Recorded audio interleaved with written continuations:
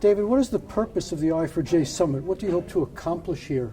Well, we are building an Innovation for Jobs ecosystem of various stakeholders who are going to build a new $100 trillion market for disrupting unemployment and giving everybody a good job.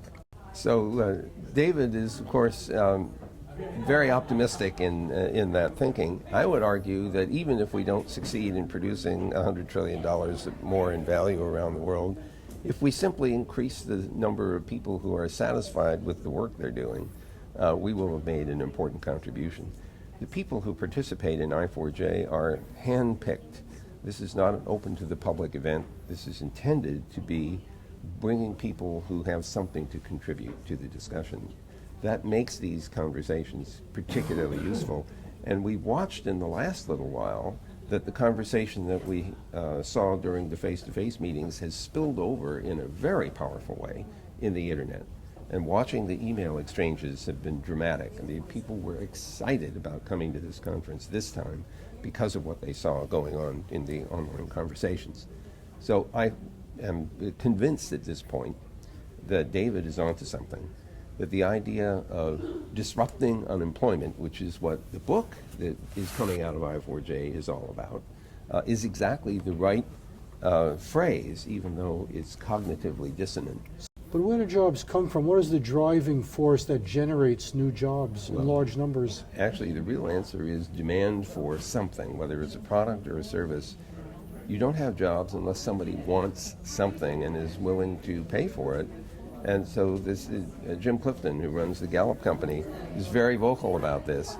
If you don't create demand, you can't create jobs. And so the thing is, sometimes you need to help people understand they want something they didn't know they wanted.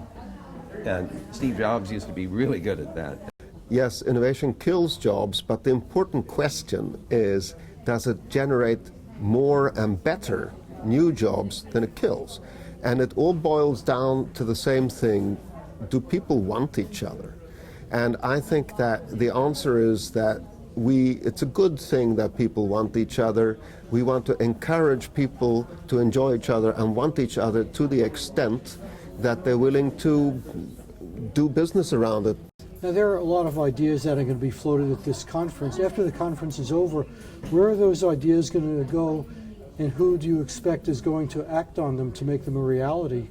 So a couple of answers to that. The first thing is that we recognize that sometimes to achieve our objectives, legislation is going to be needed, so we need to bring these ideas to policy people.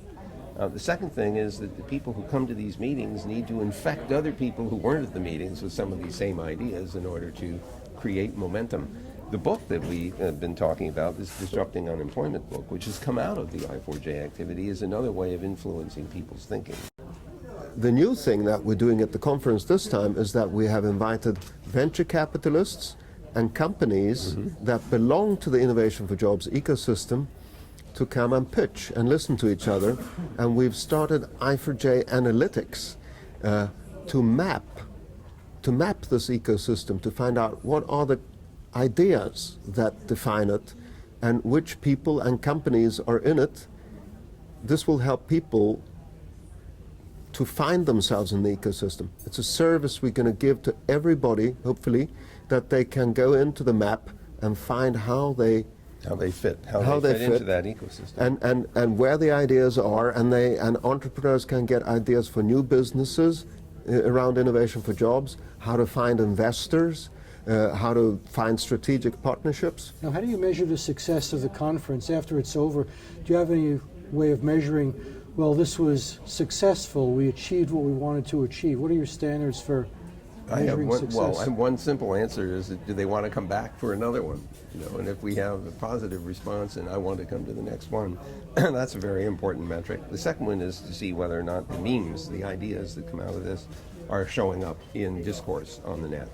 And that's recognizable. It's something you can discover. So there's another metric, and that's whether or not there is support coming from private sector and from public foundations, for example. And a good deal of what I4J has been able to do is a consequence of support coming from foundations and private sector donations. This is a network, and we have many like famous writers and important people in it, and we can clearly trace how the ideas have created other conferences, how they lead to new books, how they have manifested themselves in companies. It's a movement now.